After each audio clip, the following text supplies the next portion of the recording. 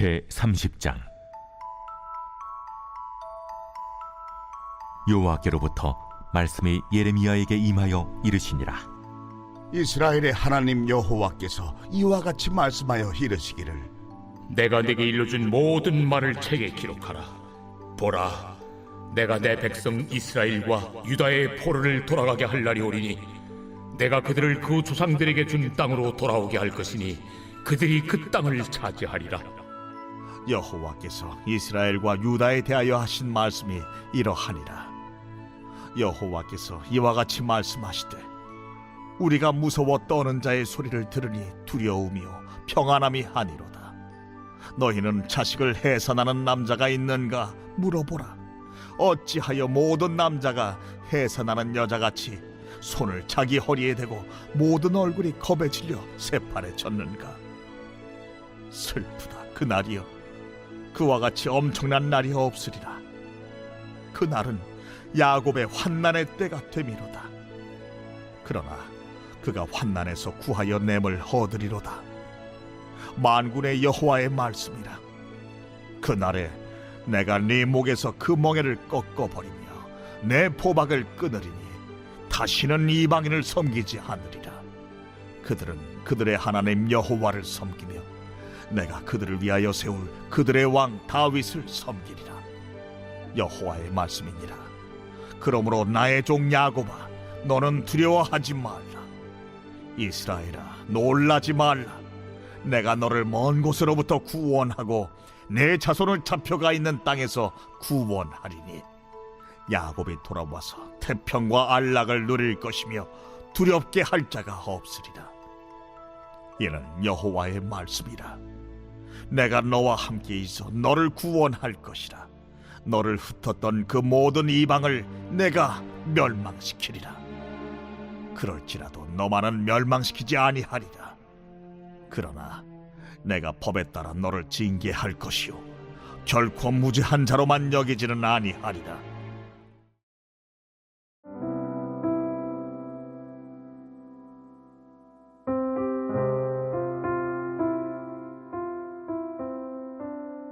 어버이날입니다. 오늘 EQT 방송을 들으시는 분들 중에는 이미 부모의 자리에 계신 분들도 계실 것이고 앞으로 부모가 되실 분들도 계실 겁니다. 부모의 마음은 다 같지요. 자식이 잘 되기를 바라는 그 마음 말이에요. 그런데 그 부모의 마음을 온전히 헤아리는 자식은 많지를 않은 것 같습니다. 공휴일에 어버이날이라고 부모님을 모시고 식사를 하러 다녀왔는데요. 가는 차 안에서 저희 아버지께서 너무나 애잔한 노래 한 곡을 트시면서 창밖을 바라보시는데 가사가 얼마나 절절한지요. 푹 노래에 심취해 곳이라도 눈물을 흘리실 것 같은 표정이신 거예요.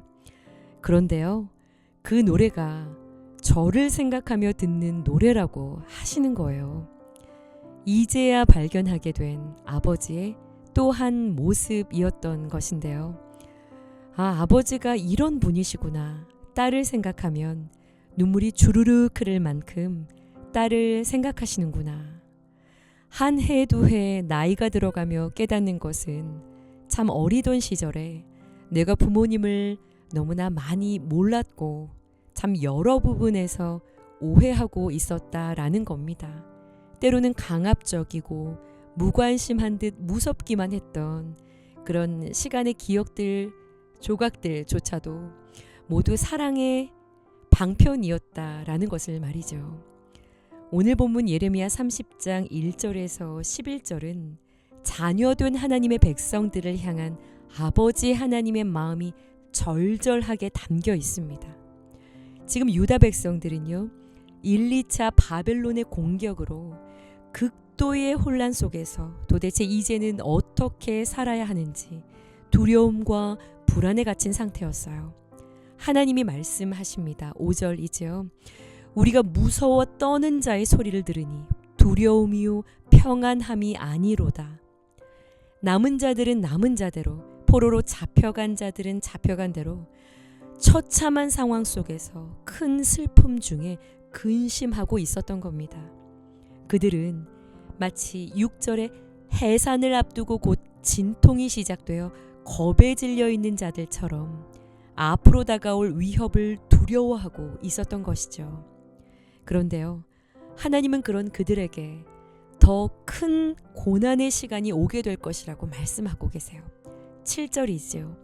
슬프다 그날이여, 그와 같은 큰 날이 없음이라. 그날은 야곱의 환난의 때가 될 것이라. 현재도 고통 가운데 있지만요, 더 큰 환난이 남아있다라는 겁니다. 그러니요, 이 임박한 심판과 진노의 날을 지나가며 여러분, 이들은 어떠한 생각을 했을까요? 극도의 두려움과 불안 속에서 포로된 삶을 살아가며 이들은 이 고난의 조각들이 하나님의 완벽한 사랑의 시간임을 발견할 수가 있었을까요? 아마도 이들은 보이지가 않았을 겁니다. 놀랍고 두렵고 막연하고 답답하고 할 수만 있다면 속히 벗어나고 싶었을 겁니다. 부모님을 모시고 식사를 다 마치고 났는데 아버지께서 봉투를 꺼내시는 거예요. 웬 봉투인가 했더니 어린이날 선물을 준비해 오신 겁니다. 40이 넘어 어린이날 선물이라니요. 그래서 그 봉투를 받고 그 자리에서 열어보았는데요, 눈물이 핑 돌았습니다. 그 봉투 안에 아가서 말씀이 기록되어 있는 거예요. 그러더니 이런 말씀을 하세요.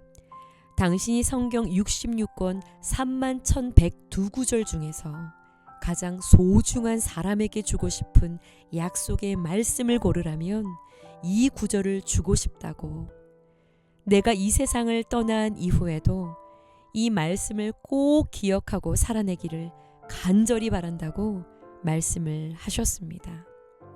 제가 부모님께 2025년 어린이날 선물로 받은 이 말씀을 잊어버릴까요? 아마 남은 여생은 이 말씀을 붙잡고 살아가며 부모님의 분부를 기억할 겁니다.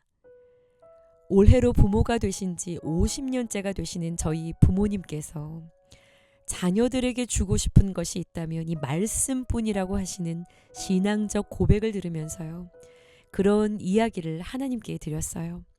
하나님, 이 그림을 그리셨던 것이죠.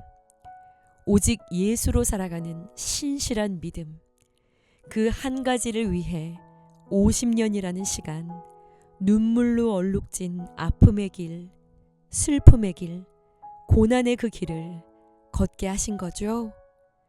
그리고 그 길에서 떠나지 않으시고 신실하게 부모님의 구원을 이루어 가시기 위해 함께 하셨던 것이죠.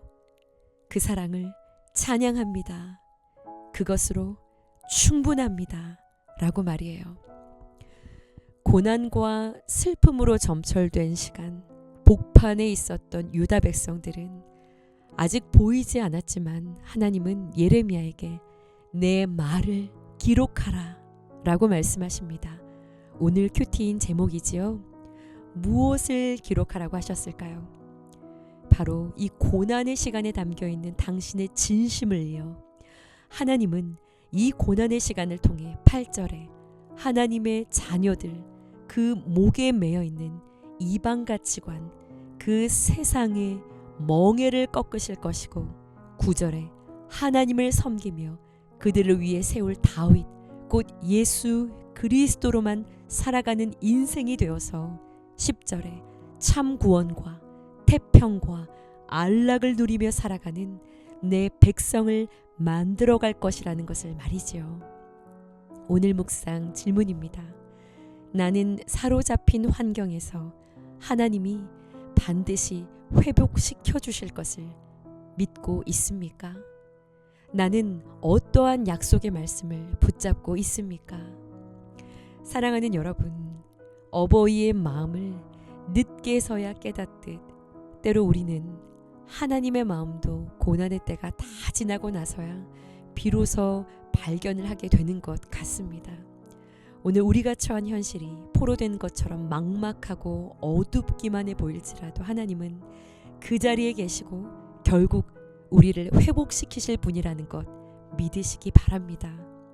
오늘도 예비하신 그 완전한 회복의 길을 향해 믿음으로 한 걸음을 힘차게 내디디시는 저와 여러분이 되어지기를 간절히 축원합니다. 기도하시겠습니다.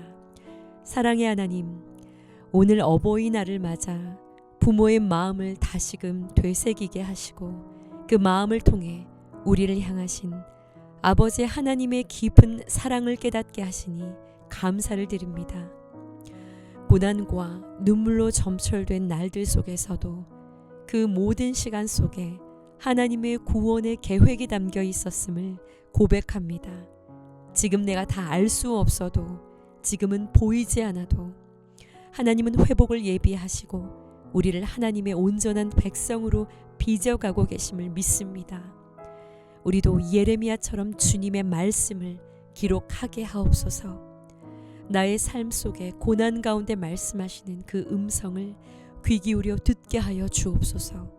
주신 약속의 말씀을 새기며 말씀만을 따라가는 인생이 되게 하여 주옵소서. 예수님의 이름으로 기도합니다. 아멘.